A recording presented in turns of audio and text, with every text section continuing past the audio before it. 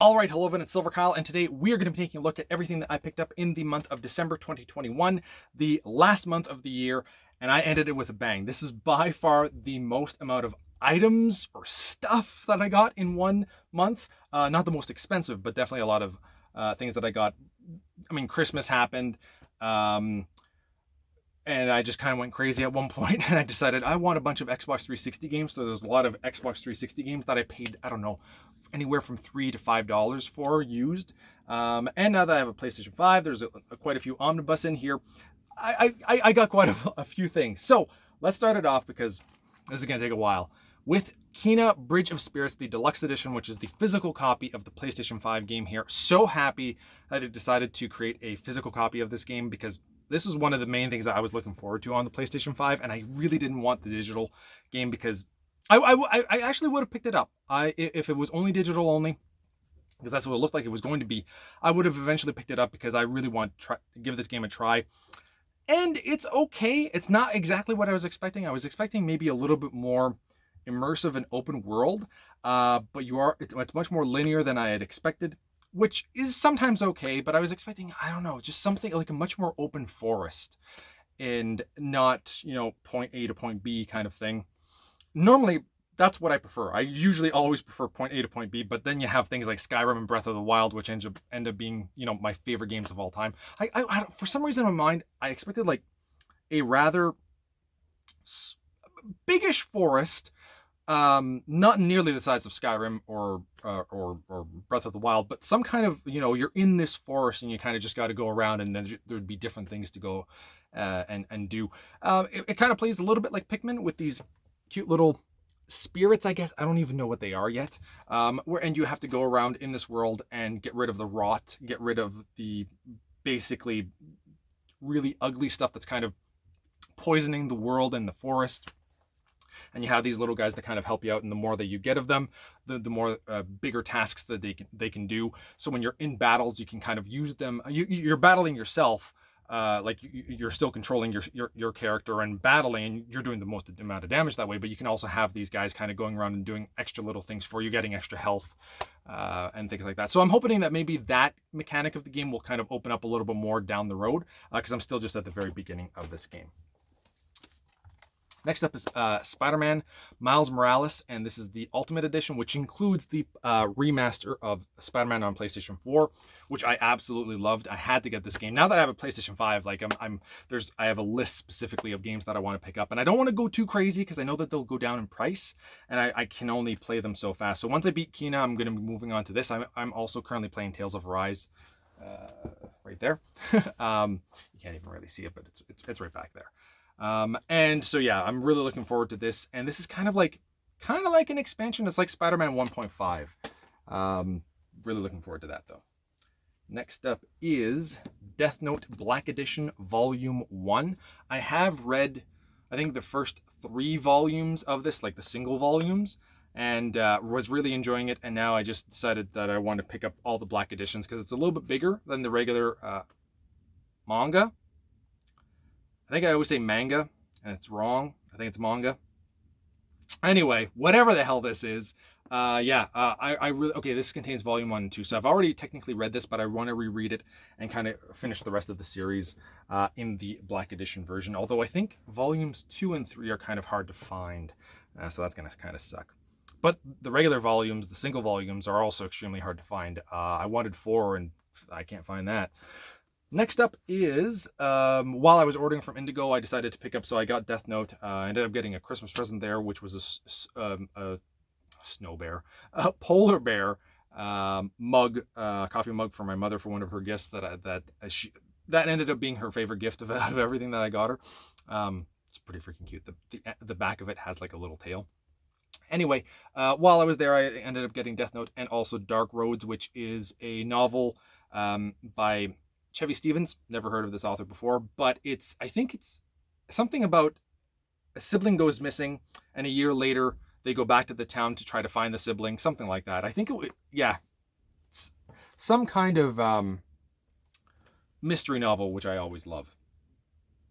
We could do this pile of omnibus first. Next up is Ultimate Spider-Man Volume 1. I did a overview of this. Extremely happy that we finally have a reprint of this, and we are getting Volume 2 now as well.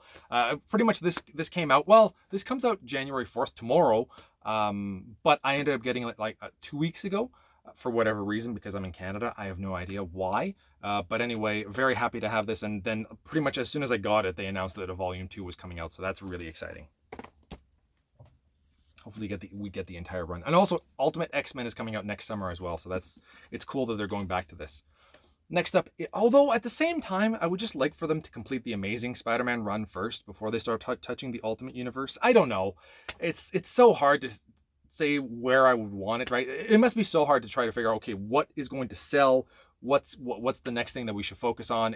And they kind of just go sporadic. And I think that's probably honestly the best way to do it. I think just going volume by volume by volume chronologically wouldn't work as well, because then you can go for specific things like Mutant Massacre, for example, which is, you know, in the middle essentially, and people are gonna pick it up because it's Mutant Massacre. I know that, I've heard of it, kind of thing, and it works. It's just I wish I had everything in chronological order first. Anyway, Mutant Massacre reprint, and I think this came out this month as well. I didn't do an overview of it yet though, but this is the XMen Inferno Prologue, which was, I think this was a regular standard. I think it was an oversized hardcover, and now they finally turned it into an actual omnibus. I think that's what happened with this one, or was that with Mutant Massacre? I can't remember. One or the other. Let's talk about some 4K movies here. I ended up getting the Hobbit 4K trilogy.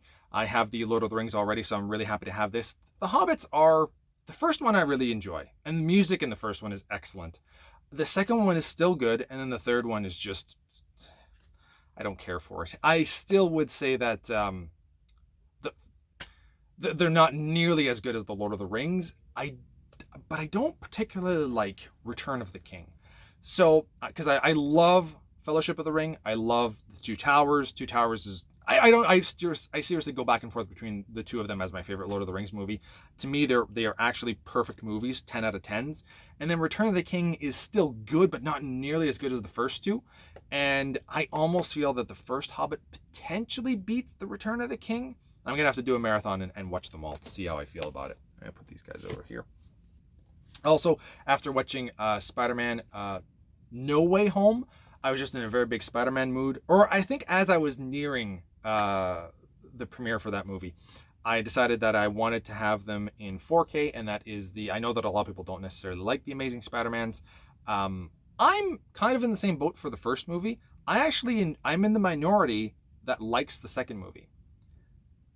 I don't know why. A lot of it has to do with the electro music that they have, that like every time that he would show up, it was like, I don't know. I like that a villain, that music made it more intimidating, that he was showing up, and adds every movie, if they add music in it and it's done well, it adds so much.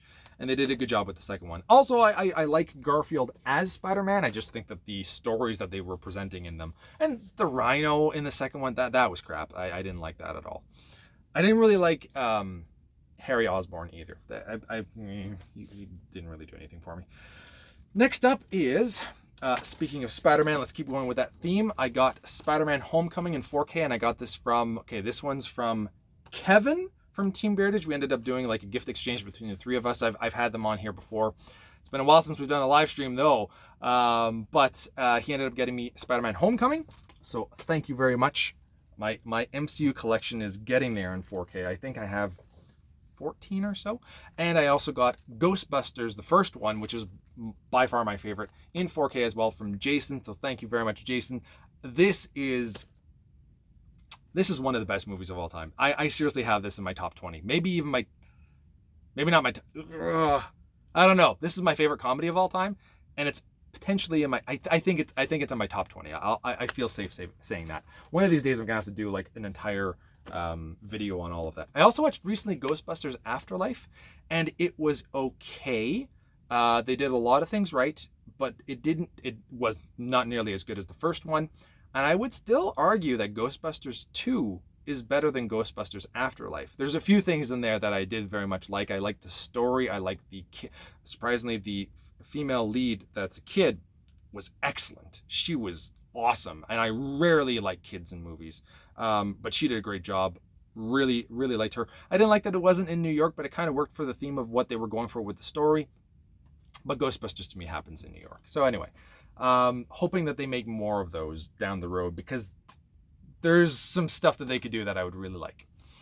Anyway, Matrix Trilogy, also in 4K. I wanted to get this because I want to watch the new Matrix, but before doing so, I wanted to watch them all in 4K because I actually I don't think I had them on Blu-ray. I might have had the first one on Blu-ray, not the second and third.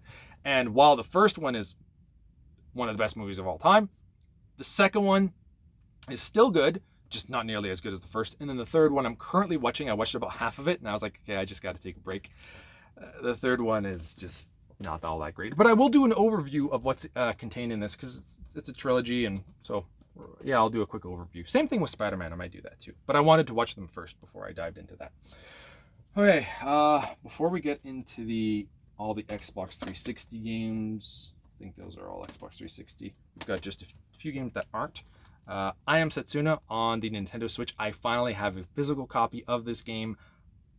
It's a love letter to old school RPGs, kind of like the SNES era. Also a little bit like PlayStation 1, because it looks more like a PlayStation 1 game in HD, or maybe an N64 game in HD. But yeah, very excited to try this out. And I didn't want to try it until I actually had the physical copy of it. Maybe this year, but the other thing too is that this gets compared, I think, a lot to Chrono Trigger, or there's some things in there. So I want to play Chrono Trigger first because I've never actually, I played like an hour of it on the DS, and that isn't enough to actually, and they're rather short RPGs too, so I should be able to get into them. Another one that I've been looking forward to for a while, I don't know why it's taking me so long, but I finally have the first Hitman, and this is the definitive edition for the Xbox One. I was thinking of maybe actually going with this on the PlayStation, but I feel that Jason actually was talking to me, and he said that, you know, Xbox generally does a better job at going back and looking at their older catalogs and trying to upgrade all their games much more than Sony is at the moment. So I decided to go with Xbox. I generally try to stick with, you know, my multiplats on Xbox for the most part, just because that's always what I've been doing. But RPGs I feel are much more at home. Like if it's on the Xbox and PlayStation, I'm going to go with PlayStation because RPGs to me feel a lot more at home on the PlayStation. And then I kind of go back and forth if it's on Switch and PlayStation. It depends on what the game is. Do I want to play this handheld? Is it a game that is extremely beautiful and would look a lot better on the PlayStation? Those kinds of questions I ask myself. All right, before we get into the 10,000 Xbox 360 games, let's just go over two more things that I got. My mother really likes my omnibus, so she always tries to get as many omnibus as she can for birthdays and Christmas and all that kind of stuff. She also was the one that got me the Hobbit 4K. And something else. What else did she get me? I don't know what else she got me. But she got me this, which is the Eternals Omnibus. I really want to dive into this because I really enjoyed the Eternals movie. So I wanted to give the actual material a chance because I had no idea who any of them were. I don't know how much this follows along with, like, if the movie followed the source material that much. But it's Jack Kirby, so I'm really excited to dive into this. And the last omnibus, which I love, is the Venomnibus. I love that instead of the Marvel omnibus, it's a Venomnibus. That is excellent marketing, and this is pure 90s. I cannot wait to get into this, but I feel like I want to read a little bit more Amazing Spider-Man before I dive into this.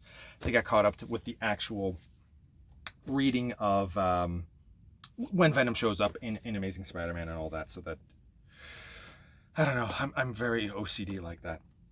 All right, last but not least is a bunch of Xbox 360 games. Now, I think I paid a little bit more for some of these. I think it was only there. I put them all at the bottom. Everything else was maybe $3 to $5, but the shipping was a little bit more.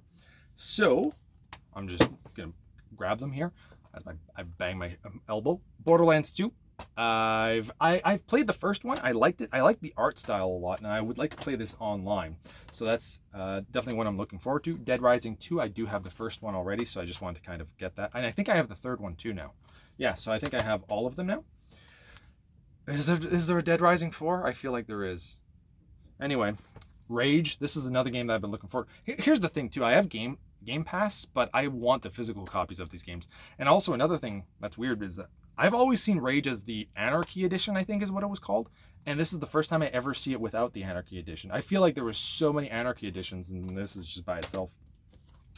I picked this up, and this is the only one that is actually a platinum hits, and I was like, oh, really? But then I actually looked, and I already had this game. So when you have so many games, I almost always do a quick check of what I actually have, but this time I didn't. And I mean, I paid $4 for this, but it's the Borderlands Platinum's Hits Edition. Yeah, I don't know.